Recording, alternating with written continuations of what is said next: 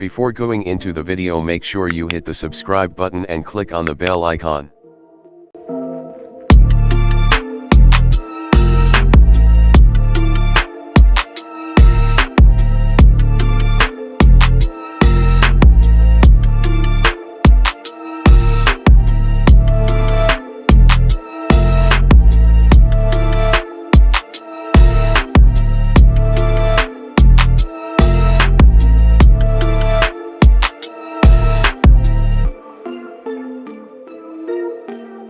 Was an absolute monster. We're quite used to seeing camera-focused phones now. You've got the Samsung Galaxy S20 Ultra, you've got the Huawei P40 Pro Plus, but I would genuinely say that no phone camera has ever been this far ahead of its time. It made every other phone camera look like something you got for free with a McDonald's meal. To put a number on it, compared to the iPhone 4S it was up against, Nokia's camera sensor is almost 6 times bigger. It's still bigger than the main sensor on the $1,400 Galaxy S20 Ultra from 2020. That's ridiculous.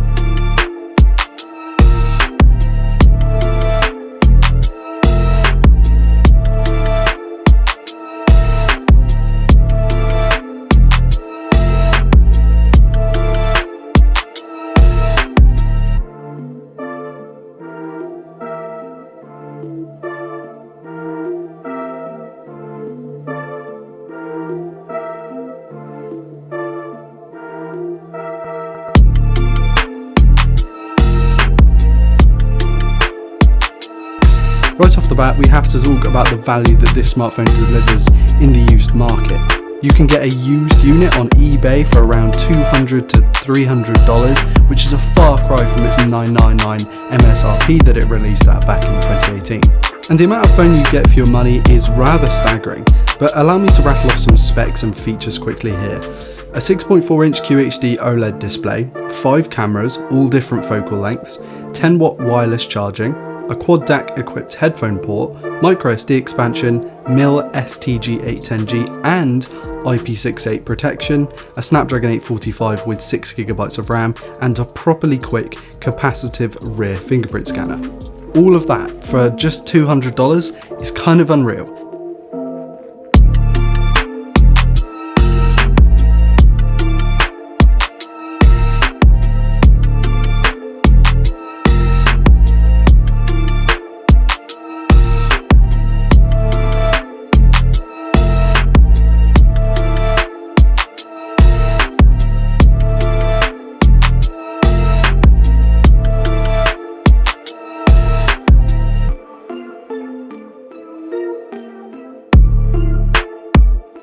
$399, there's no doubt that this is probably the best value iPhone that has ever been made.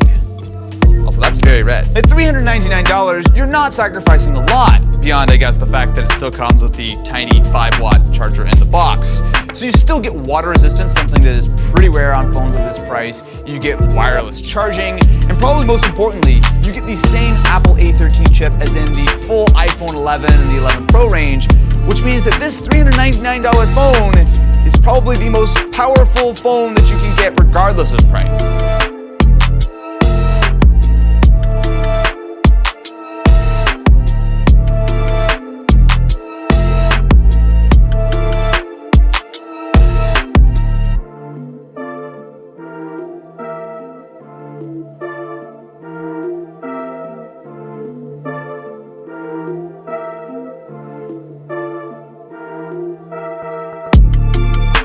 Exist. 2020 has brought around some really bad things like this global pandemic, which is unavoidable, but poor leadership makes bad problems much worse than they should be, and there is a way to be better prepared in the future.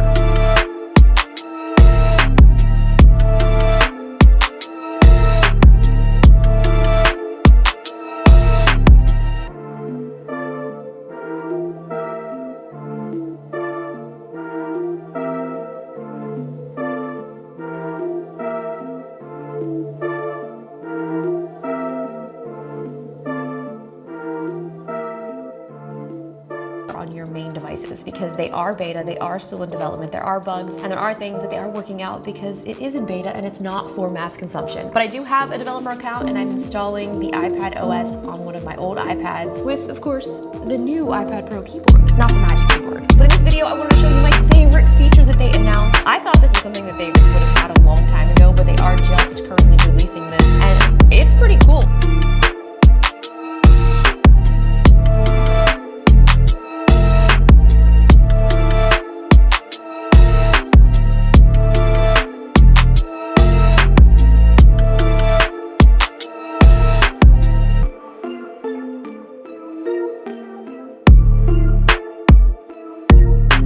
On the internet, and yeah, so I'm gonna go ahead and talk a little bit about myself and how I got here. My first Apple product is probably what you guys want to know about, and here it is right here. It's not the original one, but iPod Touch 8GB. I could barely afford it at the time. At Walmart I bought it. The interesting story about how I got it, they didn't have any left, so they had to take the one off display, and they used a screwdriver, so they got a little bit of scratches on it, and I got it for cheaper. And that started my Apple journey for me. I guess you could say ever since I was a kid, I had this ambition, this thing for technology, owning the best, just, you know, showing off to my friends and all that. But I had this special thing for technology, and I always wanted to have the best. I always wanted to learn more. And I guess you could say how I got here was just by going through every single Game Boy, every single possible handheld gaming device, phone. I loved flip phones. You could just say that I grew up very infused with technology. And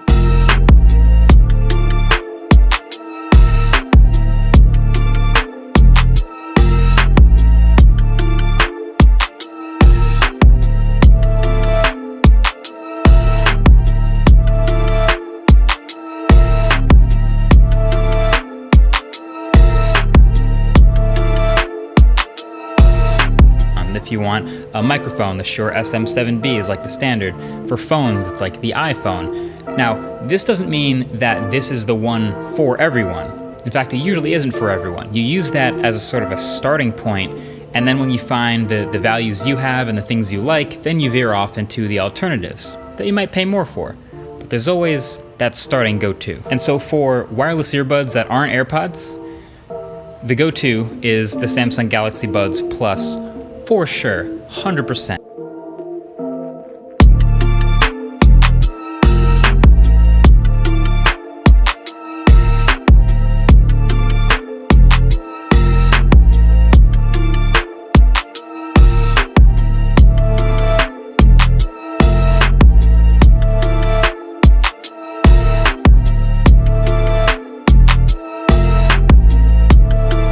Smaller is probably pulling guest bedroom duty. And why not? These giant screens somehow keep getting cheaper. So today, after a 2-year hiatus, we're gonna take a look at the forces behind this trend with another installment of Why the Advertiser-friendly content. Are you all buying this?